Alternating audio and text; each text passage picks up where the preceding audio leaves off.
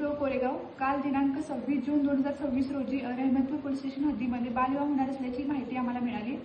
त्यानुसार सदर ठिकाणी एपीएनएफसी व त्यांची टीम पाठवली असता पडताळणी केली असता मुलीचे वय 15 वर्ष 5 महिने असल्याचे आढळले। तत्काळ सिडीपीओ कोरेगाव यांना कळवले।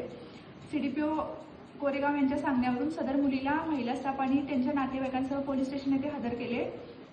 महिला व बाल विकास प्रकल्प अधिकारी कोरेगाव यांनी रिपोर्टसह सदर मुलीला बाल कल्याण समितीसमोर हजर केले।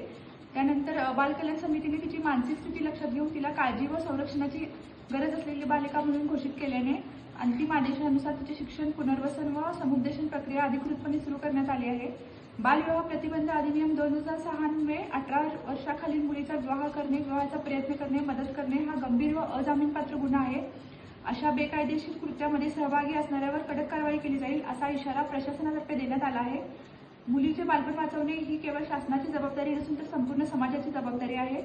नागरिकांना आपल्या परिसरात असा कोणताही बेकायदेशीर बालविवाह होत असल्याचे आढळल्यास किंवा ठरत असल्याचे आढळल्यास पोलीस प्रशासनाला किंवा 1098 या टोल फ्री क्रमांकावर कळवावे। माहिती देणाऱ्या नागरिकाचे नाव गोपनीय ठेवले जाईल।